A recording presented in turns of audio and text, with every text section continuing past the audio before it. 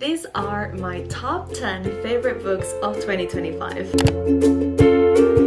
Hello YouTube and welcome back to another video. Today is one I'm very excited for. The end of 2025 is suddenly upon us. To be honest, it has felt like a very fast year, and I finally get to film one of my favorite videos, and one of the biggest reasons why I try to read so many books, it is to yap about them, of course. So today I'm gonna share with you my favorites of this year. I did this last year as well, as you can see on this video here, but this year I'm gonna do something a little bit different, and I'm not going to put them in different places because I don't think that's like fair, because all of them are different genres, so you cannot really make each other compete in such different writing styles. So I'm just gonna tell you which were my favorites. I don't think I have like a top one. Last year I did, and that's why I kind of placed them like first, second, and third. But this year I did love the ones I read, but I don't think I found the one that was totally outstanding among them. Grab your drink. I don't have any aesthetic drinks with me, but I needed some water because it's so hot in here.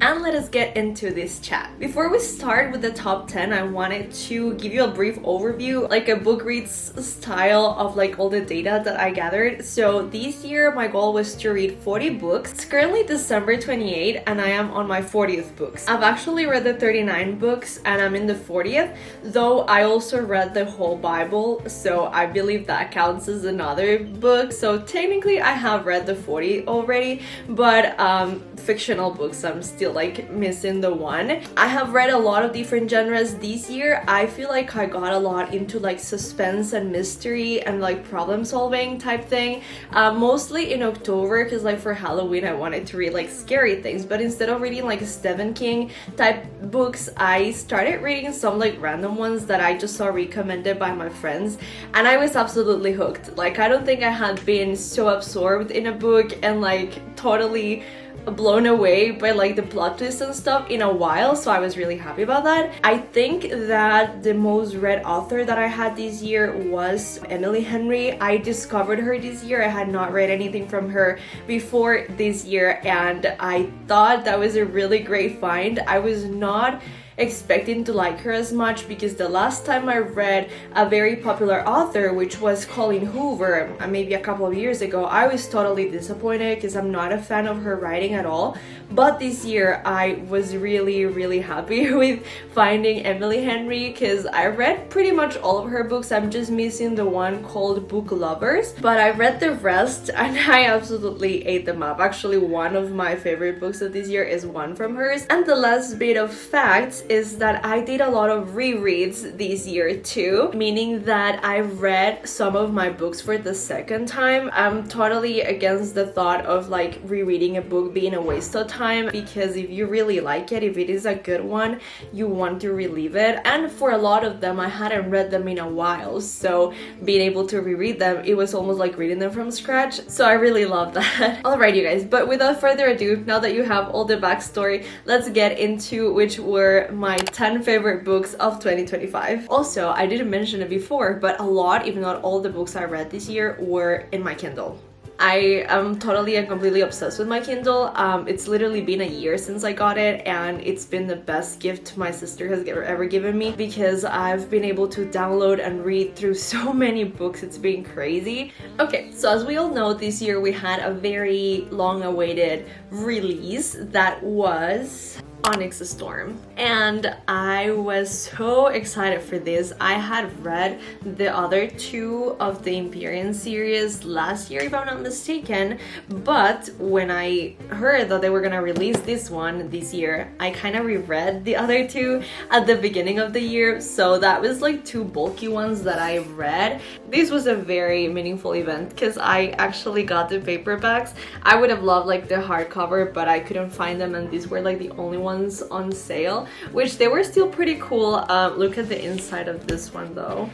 I absolutely flipped. I was in love. I was totally crazy over them because I read them on my Kindle and these were so good that I needed to have them in my hands. So I read the whole series again, but of course this was among my favorite books of this year. I do have to confess something a little bit embarrassing right here. I didn't know this was not the end of the Empyrean series. Guys, how did I not know that? I do feel like the last chapters, like the action part of it, was like very rushed, and I don't know if it was because I had a lot of like energy and like going through it, and I really wanted to see where it ended, that I kind of maybe flew through it too fast and maybe a few things flew over my head. I don't know. But when I got to that last chapter and I read the very last thing, you can imagine the total brain displacement that I had for like the next few months thinking about what on earth was the ending to this book. But it was mainly that I didn't know this was not supposed to be the end, and I felt so stupid having missed that, because obviously I was in shock. It had a lot of amazing scenes. Again, I'm not a fan of the end scene because it felt a little rushed. I'm pretty sure I need to read it again, but there was just so many things in this, so crazy. It's so funny. Some of the characters were really popping up, and that was, I don't know, I absolutely loved it. I'm not gonna say too much about it because of course I don't want to spoil it, but if you haven't read the Empyrean series, it is a must. I think another one of my favorites was Archer's Voice by Mia Sheridan. If you saw my video last year, two of my favorite books were also by Mia Sheridan. I mentioned them as my guilty pleasure because I have never really heard a lot of Mia Sheridan, so I'm not sure how credible she has been as an author. I think she's incredible. I don't see anything wrong with her books. Like, honestly, I'd rather have her over Colleen Hoover any day, but that's just my humble, unprofessional opinion. So this book of Archer's Voice, I had heard like a few negative reviews. Some of the people that I usually like their reviews, and we see eye to eye on the same book styles, mentioned this was not a good one. But I don't know how I got convinced to reading it, and then I went through it and I loved it. It is obviously very cheesy, but nowadays which romantic book is not like that? I feel like all of them are, and this one had a lot of like underlying factors in it. Like, it was not only the romantic story between them, but they each had like a tragedy in their backgrounds, so I thought that like interlaced pretty good. Also, the fact that the guy cannot talk and like everything is through signs, but you see like the idolized words on the book. That was incredible. Like, I like twists like that where people get a little bit creative. He wasn't deaf, but he just couldn't talk for another reason there. So I thought that was a great twist. It was, again, very cheesy, but the setting and everything was so cozy and nice, and it was a fast read. I totally loved it. Next up, we have The Women by Christine Hanna. And of course, I don't even have to explain, because it's Christine Hanna, which book of hers is not amazing. I had postponed reading The Women for a long time, mainly because I hadn't found it, but once I got it on my Kindle, it was non-stop. It is a pretty lengthy book, but it broke me in like several ways. I would say if I had to categorize my favorites, this was definitely on the top 3 because it was so intense. The story and so many things that if I hadn't read them, I know it's historical fiction, but like until you read something like this, you realize, oh my goodness, that actually happened. And maybe not in the exact same steps, but there were so many people affected by the Vietnam War, both in Vietnam and the US and across the world, right? That it's almost impossible that something like this didn't happen to someone. I know it's like tracking the steps of somebody in real life, and that was very impactful. It was incredibly sad. It had a good ending, which was surprising for it to be Christine Hanna, because she's kind of like a depressing ending type of person, but this one was incredible. Absolutely among my favorites of hers.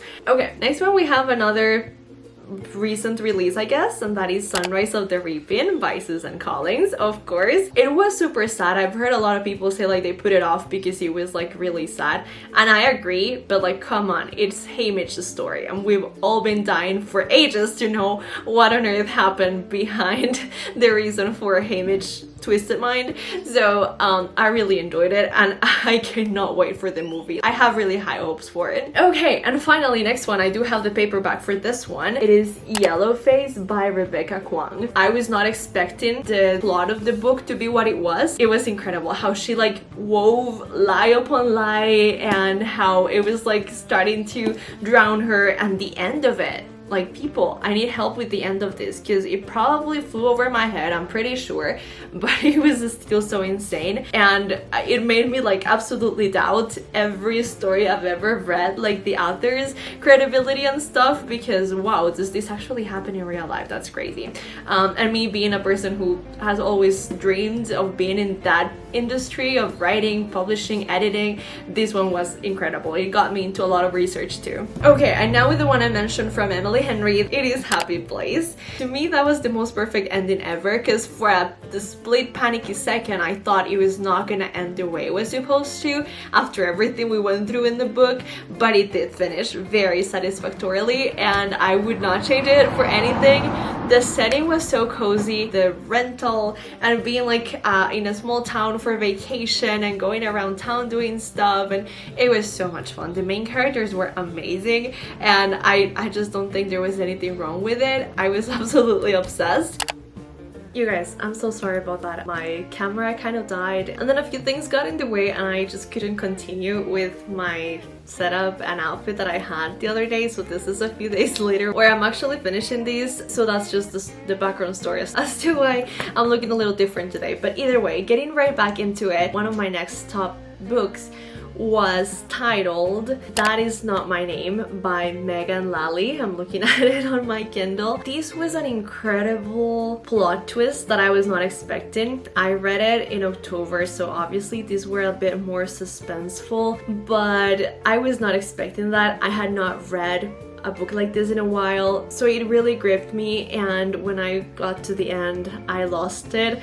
I was screaming and crying and all the crazy stuff just because it was very intense, and again, I just wasn't expecting that plot twist, which I guess I was supposed to. I just flew over my head, but it was a really good one. And after that, another amazing book, and I think I liked it for the same reasons that I liked Yellowface, and this one is titled Look Closer by David Ellis. I have no idea of any of these authors' background, but this book was insane. I feel like he broke all the rules to writing, because same plot twist type of thing. I was not expecting that ending. It's not a spoiler, but just for you to have a bit of like description of the book, it's almost in the POV of the villain. Like the main character is the bad guy, and then in the end you're not sure if you want him to get caught or not, and it's just crazy. It was very, very confusing sometimes. You had to really follow the timeline because it was very messed up, like it was not chronological, but that was really good. Like, that was pretty good. I think it was along the lines of like a modern Sherlock Holmes, but if Sherlock Holmes was the villain. I don't know if that makes sense. And last but not least, a book that I was honestly expecting to love it, but I didn't think I was gonna love it as much. And this one is titled Finding My Way by Malala Yousafzai. It was also released this year. Side note, I'm very proud of myself for being able to read books that have been recently published, because all my life I've been reading things like 100 years after they were popular. I was always behind on trends and stuff. This year I was pretty good at that. And either way, going back to Malala's book, I was very, very excited for it. I was very curious because the last thing we read from her, she was 15 years old, I believe, and now she's a grown-up woman, right? And all the things that have happened after she won her Nobel Prize and stuff, and it was very eye-opening. I really felt for her, and once again, these memoirs and these type of autobiographies always open my eyes to the fact that these people are humans, that there is no reason why we put them on a pedestal, and much less for us not to think they go through struggles or bad stuff.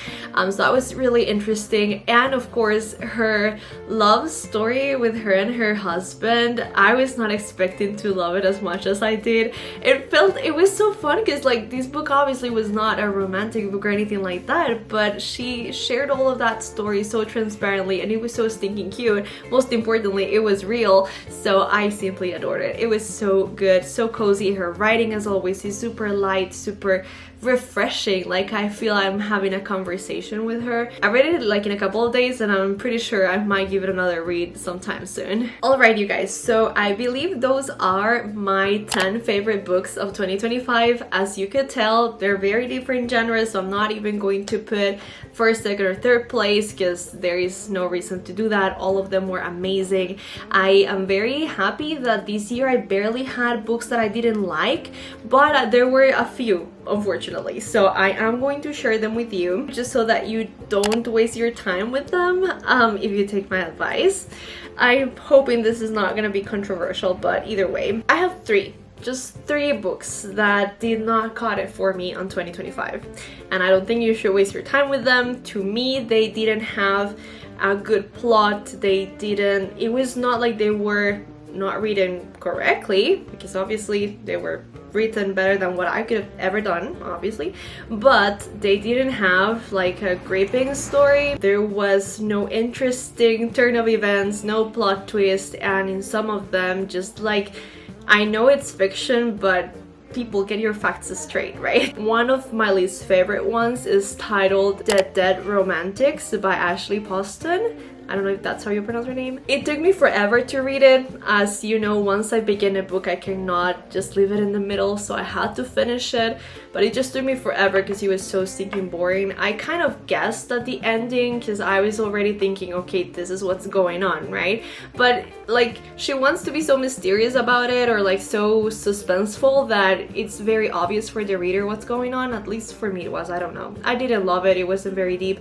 And I hate it when you have these main characters that are like wallowing in self-pity and all of that stuff. It's like those characters that they're not lovable just because they think everything is going against them, but there really isn't anything wrong with them. So no, it didn't cut it for me. Another one that it took me the whole month of November to finish. I'm not kidding, it took me a whole month to read this book. It wasn't even that lengthy, but it was so stinking boring. It didn't have like something for you to look forward to. I don't know. This one is titled A Wilderness of Stars. Absolutely not. It's science fiction, I guess, and like apocalypse type of thing. I don't know. I just didn't feel it. I hated it so much. Maybe the male character was a little bit nice, but in the end that didn't even work out, obviously. I don't know. It was just so messed up. And again, for science fiction to be not relatable but a little bit believable for the reader, it has to stand on certain facts, and this one had nothing. It was talking about black holes and like the end of the world for a certain planet. Come on. And the very last one, I need to do more research on these, and I do want to spoil the other books for myself, because on top of everything, it was part of a series, and this one is Powerless by Lauren Robert. I know it has been like a popular series among some people.